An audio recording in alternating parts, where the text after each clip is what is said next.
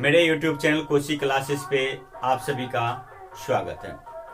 तो मैं आप सबों को बता दूं, जो आज मैं एक बायोलॉजी से रिलेटेड वीडियो बना रहा हूं, जो क्लास 10th और 12th के लिए बहुत ही इम्पोर्टेंट है। ठीक है, जिसमें आज हम लोग पढ़ने जा रहे हैं यौवनावस्था, प्यूबर्टी। ये एक ऐसी अवस्था है जिस समय हम मानव में, यह बोलिए इस अवस्था में हम मानव के शरीर में बहुत सारे परिवर्तन देखने को मिलता है। एक ऐसी अवस्था है और इसी अवस्था में बहुत सारे हार्मोन का स्राव होता है। ठीक है, और इस अवस्था में हमारे बोली, विचार, रहन सहन, भेदभाव, बहुत सारे चीजों में परिवर्तन होता है। ठीक है, जिसको हम लोग पढ़ेंगे बारी बारी से। तो आपके बोर्ड पे क्वेश्चन ऑलरेडी लिखा गया है, तो चलिए उसको पढ़ेंगे और समझेंगे। ठीक है, आप सभी लोग जो भी क्लास 10th और 12th में हैं, इस क्वेश्चन को नोट कर सकते हैं। ठीक है, वीडियो रोक कर स्क्रीनशॉट भी ले सकते हैं या डाउनलोड भी कर सकते हैं। और जो नए व्यूअर होंगे वो हमारे चैनल को सब्सक्राइब कर लेंगे। ठीक है, और बहुत ही कम बाकी रह गया, जो हमारा 1 सब्सक्राइब मतलब जो है हो जाएंगे। तो आप सभी लोग सपोर्ट करिए, जहां तक हो सके वहां शेयर कर दीजिएगा।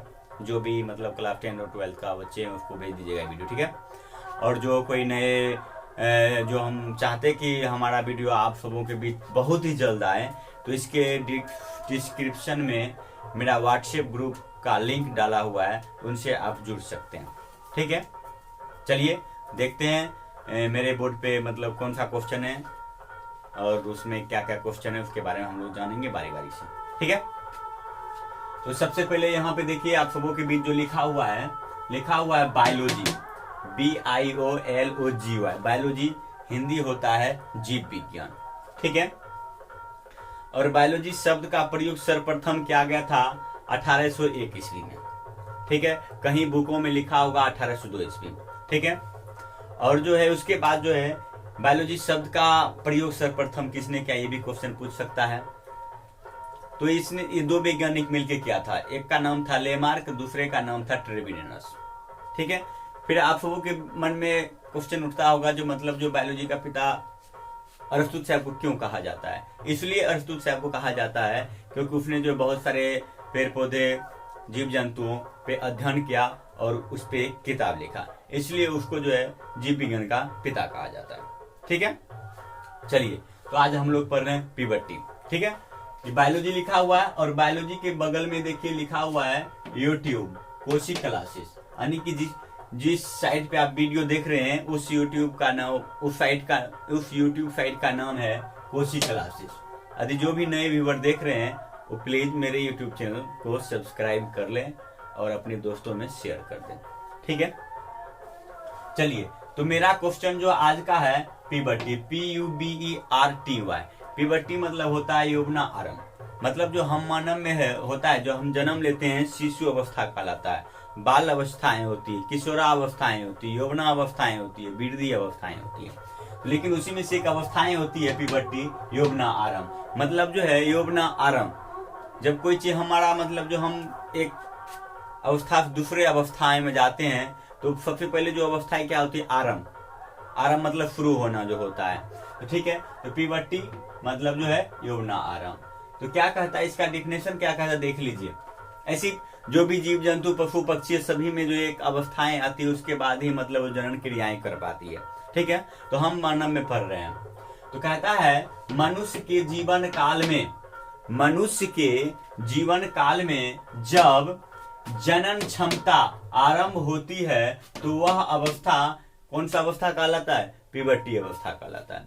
ठीक है, कहता है जब मनुष्य में जनन क्षमता आरंभ होता है तो वह कौन सा अवस्था कहलाता है, प्यूबर्टी अवस्था कहलाता है। तो चलिए जनन के बारे में आप सभी लोग नहीं जानते होंगे तो हमारे कमेंट बॉक्स में लिख दीजिएगा जनन क्षमता क्या होता है, और वैसे भी हम अगले वीडियो में इस पर चर्चा करने वाले हैं। ठीक है, क्या कहता है मनुष्य के जीवन काल में जब जनन क्षमता आरंभ होती है तो वह कौन सी अवस्था कहलाती है? प्यूबर्टी अवस्थाएं कहलाती हैं। ठीक है, तो कहता है ये प्यूबर्टी अवस्थाएं जो है लड़का में कब आता है, लड़कियों में कब आता है। ठीक है, चलिए देखिए इससे रिलेटेड जो भी क्वेश्चन है सारा हम यहाँ बोर्ड पे नोट कर चुके हैं। ठीक है, तो उसके बाद कहता है लड़कियों में जो होता है ये प्यूबर्टी अवस्था जो होता है लड़कियों में 11 से 13 वर्ष की आयु से आरंभ हो जाती है।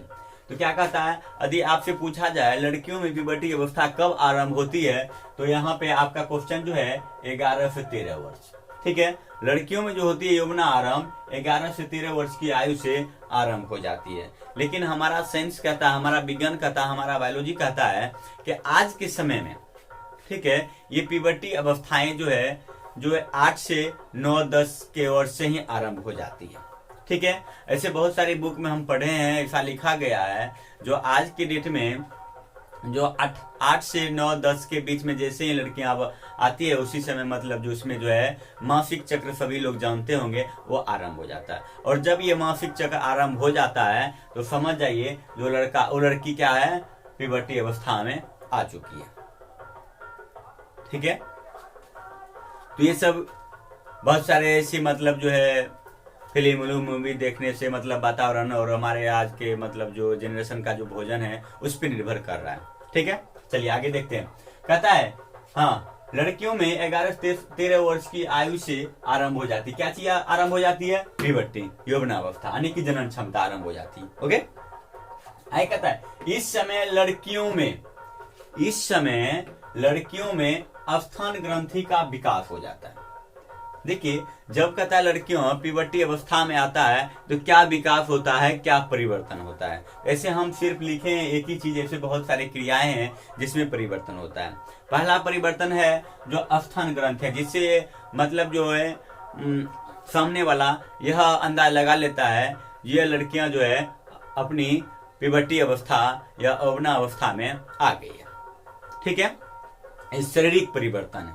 ठीक है, उसके बाद देखिए कहता है लड़कों में 13 से 15 वर्ष की आयु में आरंभ हो जाता है। क्या आरंभ हो जाता है? प्यूबर्टी अवस्था, जनन क्षमता है।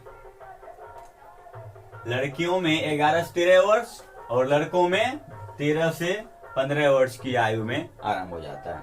लेकिन कुछ बुक में ये भी लड़का लड़की सभी के बारे में लिखा हुआ रहता है, तो लड़कों में भी लिखा हुआ है जो 11 से 13 मतलब जो 13-14 वर्ष में जनन क्षमता प्रारंभ हो जाता है। ठीक है, जनन क्षमता का मतलब क्या हुआ, जो मतलब जो है लड़कों में जैसे लड़कियों में अंडाणु का बनना प्रारंभ हो जाता है उसी प्रकार लड़कों में क्या होता है, शुक्राणु का बनना प्रारंभ हो जाता है। जब शुक्राणु का बनना प्रारंभ हो जाता है तो सतह है जो किस अवस्था में आ गया है, यौवनावस्था में आ गया। ठीक है, चलिए आगे कहता है इस समय लड़के को दाढ़ी मूछ निकल आता है। अन्य कहता है जब लड़का एक प्यूबर्टी अवस्था में पहुंचता है तो उसके शरीर में जो बदलाव आता है क्या आता है, दाढ़ी मूछें निकल आती है, आवाज में बदलाव आ जाता है कि नहीं। चलिए आगे हम देखते हैं, यहां तक क्वेश्चन हो गया आपका। उसके बाद देखिए कहता है इसी अवस्था से, क्या कहता है, इसी अवस्था से मतलब जो है प्यूबर्टी अवस्था से, इसी अवस्था से लड़कों में शुक्राणु का बनना, किस अवस्था से, प्यूबर्टी अवस्था से, इसी अवस्था से लड़कों में शुक्राणु का बनना प्रारंभ हो जाता है तथा लड़कियों में अंडाणु का बनना प्रारंभ हो जाता है। ठीक है, कहता है जब कोई लड़का प्यूबर्टी अवस्था में आ जाता है तो उसमें शुक्राणु बनना प्रारंभ हो जाता है, और यदि कोई लड़की प्यूबर्टी अवस्था में आता है तो उसमें अंडाणु बनना प्रारंभ हो जाता है। हाँ, उसी समय देखिए जैसे ही यौवनावस्था में प्रवेश करता है तो एक हार्मोन भी होता है जो स्राव होता है। ठीक है, तो लड़कों में कौन सा हार्मोन है और लड़कियों में कौन सा हार्मोन है, वो क्वेश्चन को आप लोग पूर्ण रूप से जो है दिमाग में बैठा लीजिएगा, है कि नहीं। ज्यादा क्वेश्चन पूछा जाता है यहीं से। देखिए ये क्वेश्चन इस तरह से हम एक्स्ट्रा में लिख दिए हैं। कहता है लड़कों के प्यूबर्टी में टेस्टोस्टेरोन हार्मोन का स्राव होता है, यानी कि लड़कों के यौवनावस्था में कौन सा हार्मोन का स्राव होता है, टेस्टोस्टेरोन हार्मोन का स्राव होता है। ठीक है, और कहाँ होता है, तो वृषण में होता है। ठीक है, तो वृषण क्या है, तो इसको जो है हम अगले वीडियो में चर्चा करने वाले हैं। ठीक है, उसके बाद कहता है लड़कियों के प्यूबर्टी में एस्ट्रोजन, देखिए कहता है लड़कों में टेस्टोस्टेरोन। लड़कियों के प्यूबर्टी में कौन सा हार्मोन का सिक्रेशन स्राव हो रहा है? एस्ट्रोजन और प्रोजेस्टेरोन हार्मोन का स्राव हो रहा है। ठीक है, लड़कों में सिर्फ एक हार्मोन का स्राव होता है, कौन सा हार्मोन? टेस्टोस्टेरोन। ठीक है, वहीं लड़कियों में कौन सी हार्मोन का? एस्ट्रोजन और प्रोजेस्टेरोन हार्मोन का स्राव होता है। ठीक है, इस सारे क्वेश्चन को नोट रख लीजिएगा और जो भी विद्यार्थी इसको अच्छा से लिख लीजिएगा। और आगे जो हम चर्चा करने वाले हैं, किस पे चर्चा करेंगे? तो सबसे पहले हम चर्चा करेंगे शुक्राणु कहां बनता है, उसके बाद अंडाणु कहां बनता है, इस पे हम लोग चर्चा करने वाले हैं। ठीक है, तो आगे आप सबों से यही कहना चाहूंगा, जो भी क्लास 10 और 12 का छात्र छात्राएं हैं तो उसको ये वीडियो भेज दीजिएगा। और जो हमारे नए व्यूवर हैं वो चैनल को सब्सक्राइब कर लीजिएगा।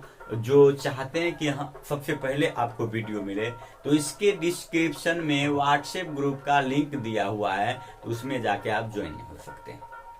ठीक है, धन्यवाद, आपका दिन शुभ हो। जय हिंद, जय भारत।